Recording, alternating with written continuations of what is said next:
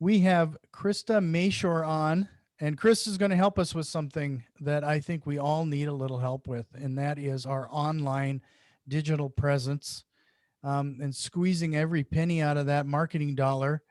Krista, I really appreciate you being on the show. And before we started, I warned you, we're going to make sure everybody has your contact information right up front. So, how would they best find you? Yeah, so you can just, if you go to, I do a free 5-day coaching challenge. It's, if you just kristamashore.com/client conversion. That's kristamashore.com/client conversion. We teach you how to do really ninja marketing tactics to give you exposure to get those great investment deals.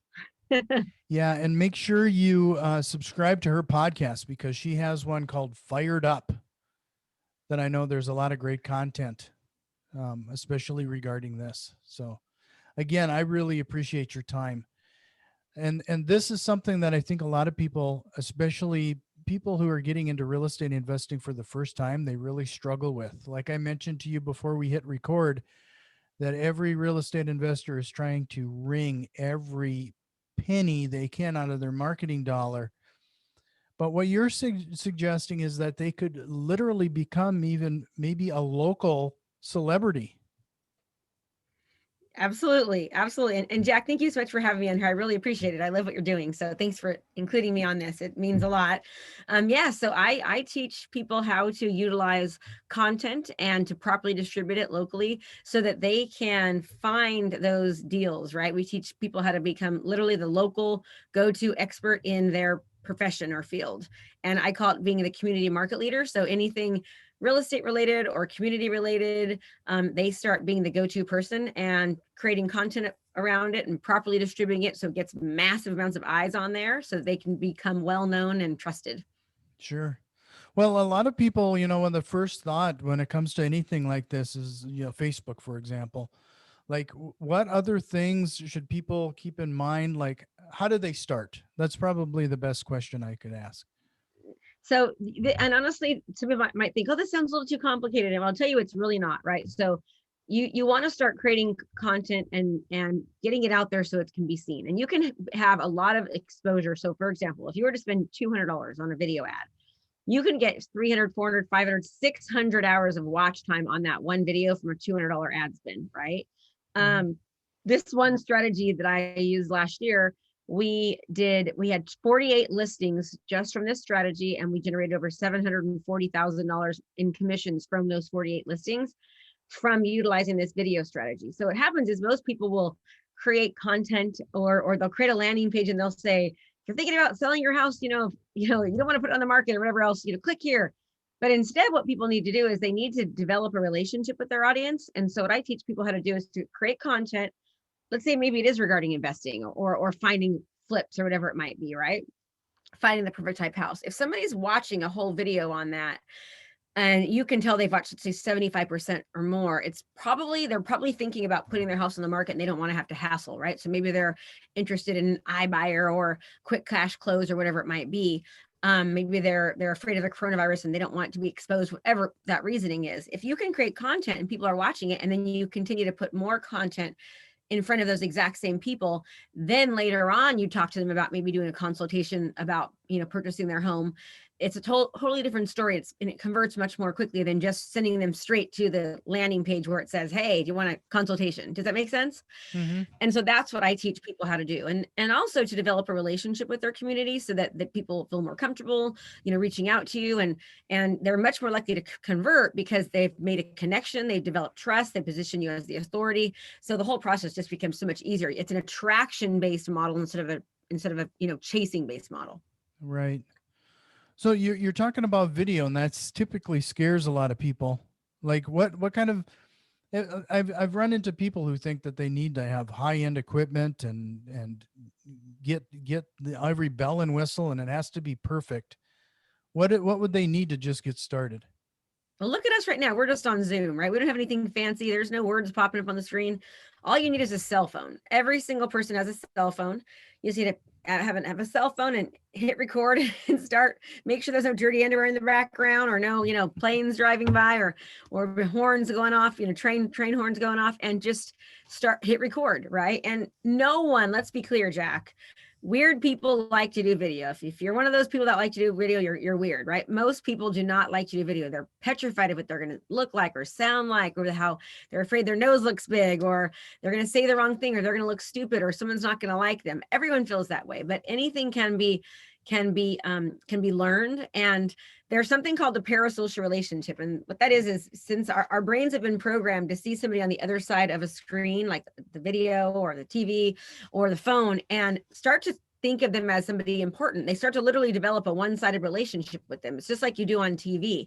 And when that happens, the conversion process and the reaching out process and the attraction process just happens so much more naturally and seamlessly. And without the person that's creating the videos, they don't even know it's even happening. Until all of a sudden they start hearing, I see you everywhere. Yeah. So, outside of Facebook, do you recommend people posting and utilizing any other services? Yeah, so what I tell people to do is it's very easy to get overwhelmed, right? So I tell people to master one platform. I personally think Facebook is the absolute best. I've built several multi-million-dollar businesses from this exact strategy using Facebook alone. But start with that, and you can also put it onto your website if you have one. If you put the video on there and the transcription, you'll get SEO. If you put the same video on YouTube, you'll get SEO because YouTube is owned by Google. And so you start getting organic reach that way. So since you're doing the video, I highly recommend doing that, but I wouldn't I wouldn't be so concerned right away of just doing it all, because jack of all trades, master of none. Like, pick your platform, learn how to run ads, spend a little bit of marketing dollars to make that marketing dollar go so much further, right? And then once you've got that mastered, and I mean mastered, it takes a couple of years sometimes to learn these platforms because they change so often. Unless you're just a super whiz and you've got tons of time on your hands, then go ahead and do more. But I'd say pick one and then move to the next. But yes, that's called video repurposing, and we repurpose our videos everywhere. Sure. Yeah, you mentioned that you broadcast or place it on every service you can, right? Yeah, we do. And again, it's only because I have a team now and I have help, but I didn't do that originally at first. We just started with Facebook, and then we put it on our website, and now we've kind of branched off, and we were very successful without putting it everywhere. But if you're taking the time to do the content, you might as well put it in multiple platforms, right? Mm-hmm. So have you talk a little bit about, like, what kind of content have you typically seen?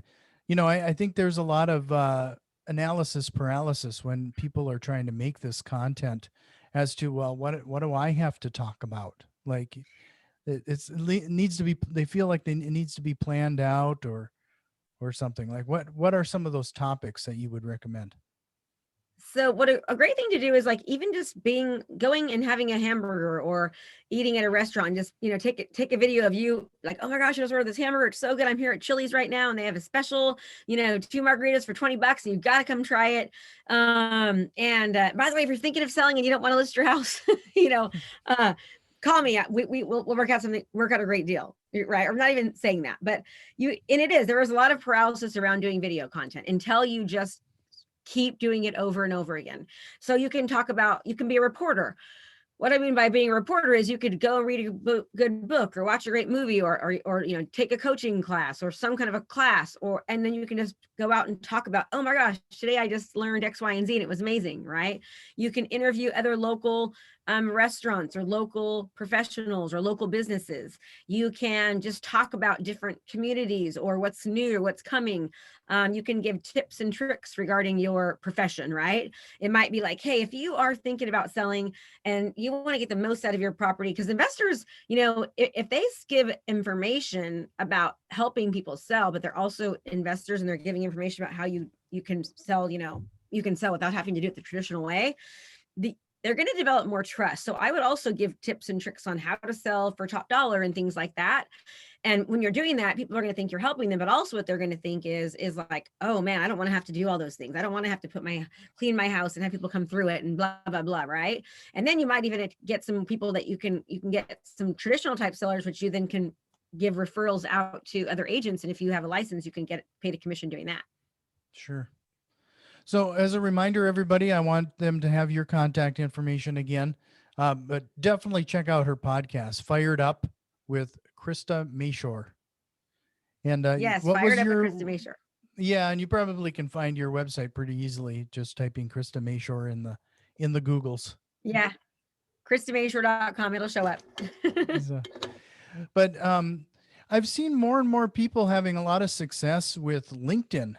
Have you had any experience with that? And is there a different strategy or tactic they should leverage on a professional network like that?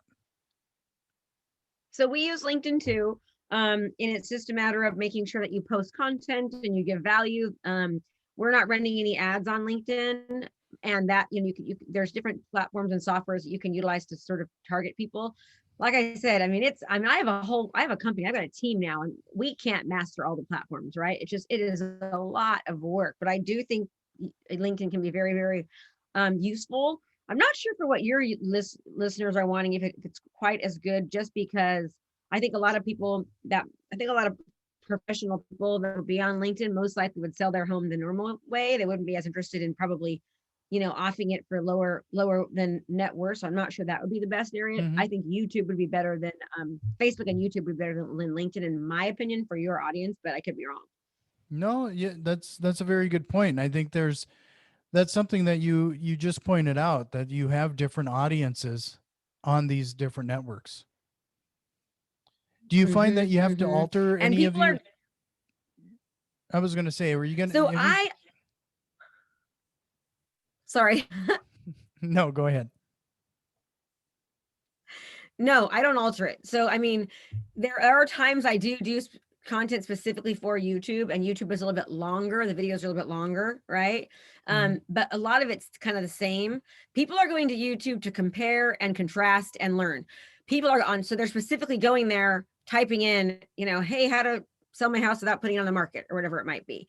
Mhm. But on Facebook, you're kind of interrupting them. So the idea is to get them to stop the scroll and to click on you, but they're there so often. I mean, people are always on Facebook. The average person spends over 2.5 hours a day on social media.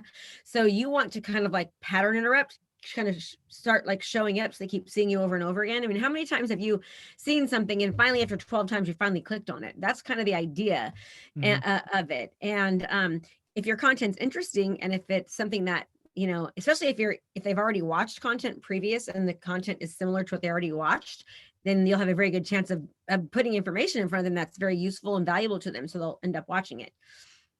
Sure. So you say pattern interrupt. Is there any tips or strategies there to get their attention? Because typically when you're scrolling through, it's more of a thumbnail, right? Like there's got Yeah, to it's be usually some. a thumbnail or it's a video, one of the two, right? It's a thumbnail or a video. Because sometimes we have the videos that just will play. You wanna make sure it doesn't look like an ad, right? The more it looks like an ad, the less likely it is going to convert. So you want to make it look as less addish as possible. And that's one of the ways. So you never want to have like a super stock looking photo that you could tell is just a stock photo, because typically stock photos are what they use for ads, right? So you want to there's different strategies. Sometimes we find that if you don't put any words on an ad, it converts better. Like the initial click-through rate is higher. But sometimes sometimes people will do a picture that has nothing to do with what it is they're trying to do. The problem with that is that if somebody is clicking on the picture, there might be a high click-through rate, but then the conversion rate isn't very high because the picture had nothing to do with what it is the person was thinking that they were going to the ad for, or they didn't know what they were going to the ad for. So you got to think about those kind of things too. Yeah. No, we had an example here locally where we had a realtor who made comment that until he'd been posting quite a bit of content on Facebook, and it wasn't until he took that pepper challenge. They were taking the Carolina Reaper.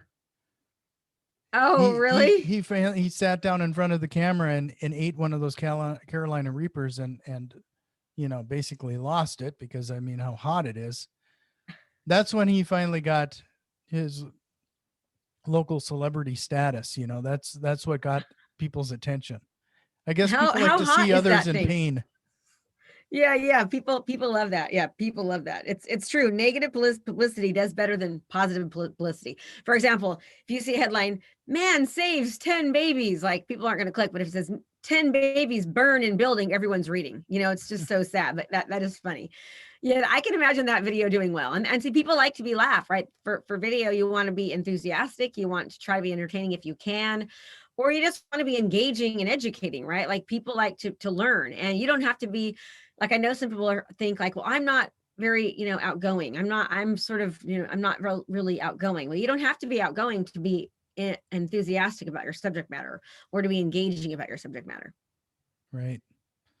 So you're talking about like between YouTube and Facebook, the YouTube videos can be a little longer and maybe a little more educational.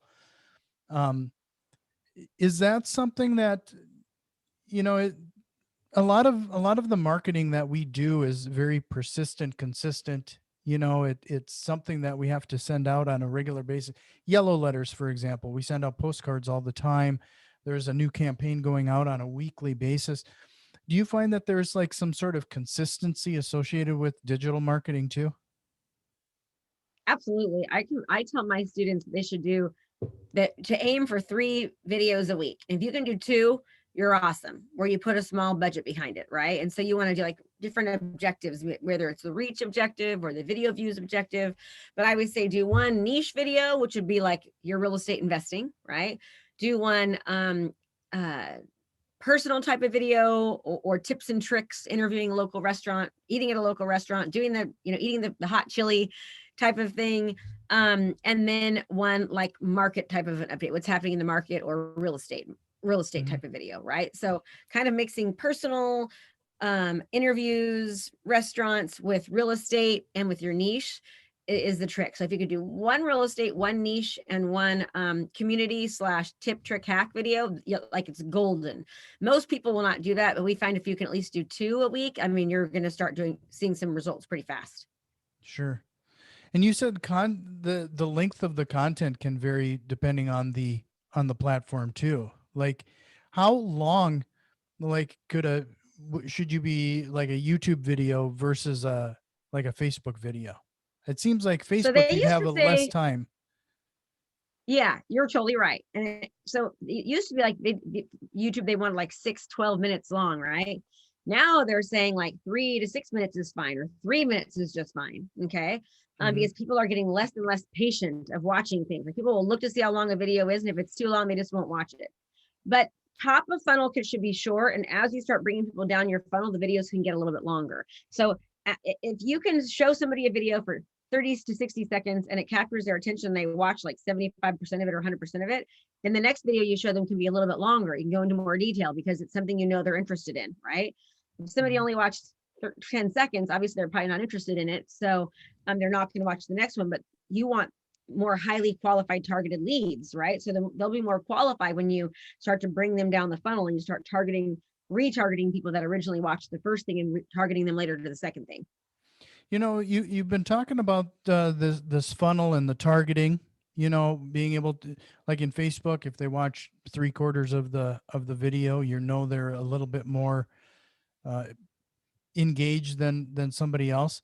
Like, does your platform, or do you show people how to, because that advertising platform on Facebook can get a little complicated.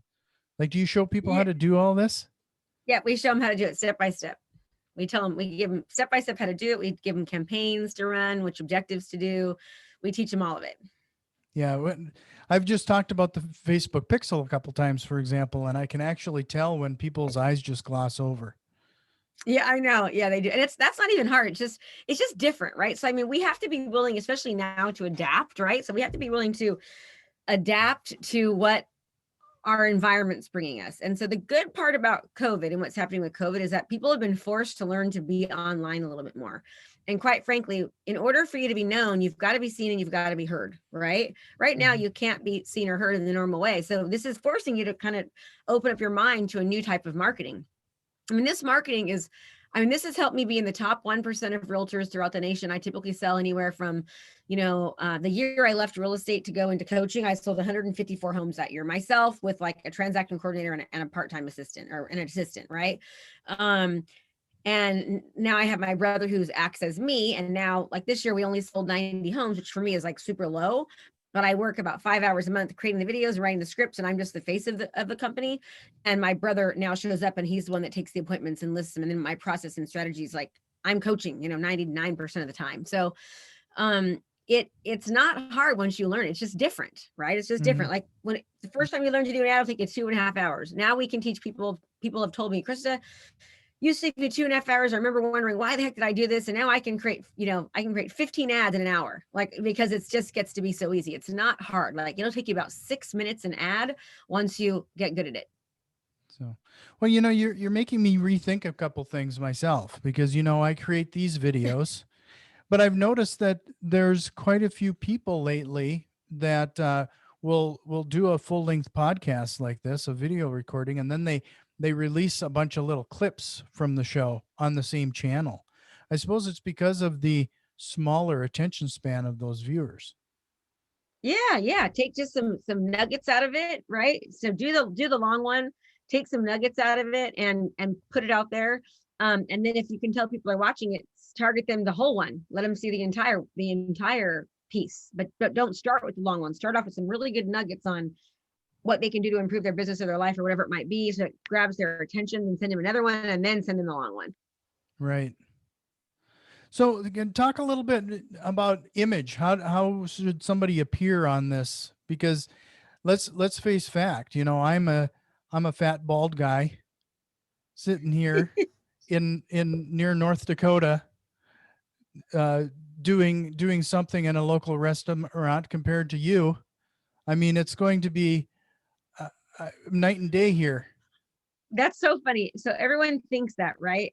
It's not true. We have people of all different shapes, colors, sizes, ages that are doing this from across the country. And the ones that do it well are the ones that just do it consistently. Doesn't matter what they look like, how old they are. I mean, I have extensions, I have fake hair. And I gotta tell you, I didn't have my hair in for a year, and I felt so uncomfortable because my hair is short and thin and brown and ugly. And I was like, oh my God, I'm so ugly. And I hated doing the videos, but I still did them. And it didn't hurt my business that I thought I looked so ugly, right? It's just a matter of me doing it. So anything can be learned, anything can be taught, but you really do need the right support system and the right group to get you there. Otherwise, it's hard because we just go back to doing the normal things. There's actually a study, it's called the Change or Die study. And these doctors told these people, hey, if you don't change what you're doing, you're going to die, meaning they had certain health conditions, like maybe they were drinking too much or high blood pressure, or whatever it might be. After a year, 9 out of 10 people went back to their regular lifestyle, even though it meant they were going to die. There was another group that had coaching, accountability, and support. They had help. They had people that help them get through. 77% out of 100. So you're 7 times more likely to make a change, even when it means death, right? If you have coaching, accountability, and support, because we're all creatures of habit. So, having a strong support system, being with like-minded individuals that are doing it, seeing their success, seeing how well it's working, it makes it easier. Someone said something to me today. I was actually on a different podcast, or what was it? I don't remember, but he said, oh, it was my coaching call. So I had a guest speaker on my coaching call. And he was talking about marriage. He talked about how one of his coaches one time said to him, Bart, has anybody made $1 million in this profession? And he goes, oh yeah, lots of people. And he said, okay, then that means it can be done. And if you're not doing it, it's your fault and no one else's, because it can be done. Right. And I was like, oh my God, that is so powerful, because like there's plenty of people doing it, and that, that are 400 pounds, or, maybe they've got a huge nose, or they're 95 and they're doing well on it. It's like the only person to blame if you're not doing it is you, right? No one else. And what I always say to people is, if you like money and you want to make an impact, then start using video, because it breaks down barriers. It positions you as the expert. People are much more willing to do business with people that they know, like, and trust, right? And so it's like, when I used to go to a listing appointment, I mean, and I've been hearing, I love you. I'm almost 50. Okay, Jack. So I think it's funny that you're telling me that I look so much better than you. I'm 50 years old, but I've been hearing stuff like that since when I was 33 and I was young and hot and like smoking hot, right? Here I am selling 150, 160 homes a year. And people would say to me, Krista, it's just because you're cute. I have heard that so many damn times in my career. And I just go, yep, you're right. You just keep thinking that.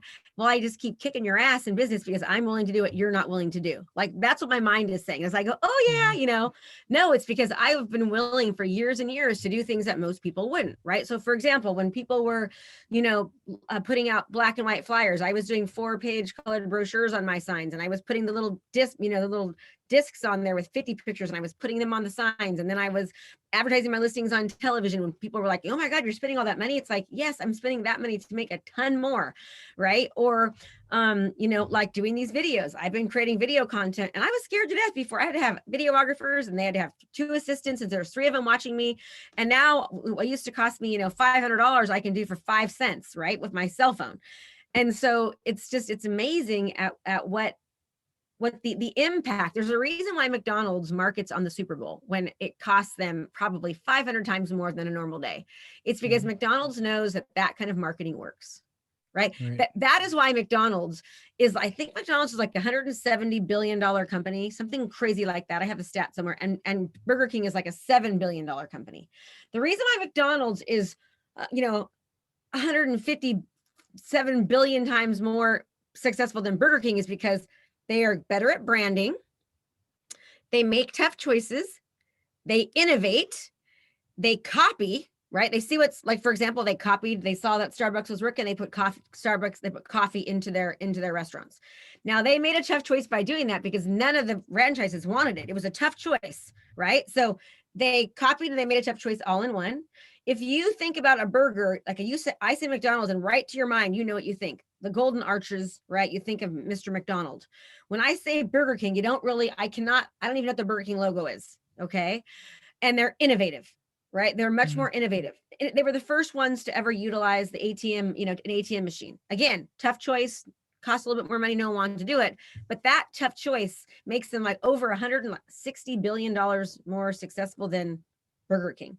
Does that make sense? So we have to be willing to do the tough things sometimes. We need to be willing to brand ourselves. We need to be willing to be innovative. We need to be willing to make tough choices. Most people are not willing to do that, yet they want all the successes and the riches, but they're not willing to do the things that it takes to get them there. Well, that was amazing. I love the rant. I really think that if people want to check out more of what you have to say, if based on just that last bit alone, you got to get over to Krista's podcast, Fire Up, subscribe today, hit some of those like buttons on some of her videos on YouTube, and I just wanted to wrap things up with a couple things that you brought up that I really want to make sure that to drive home, and some takeaways for people to take some immediate action. First of all, you said that be aware of those social networks you're posting to. You're not going to put a hour-long video on Facebook. It's not the same content necessarily. You're trying to do some sort of pattern interrupt when you're on Facebook. Pick one of those social networks and target that initially, at least, and then generate those 3 videos a week.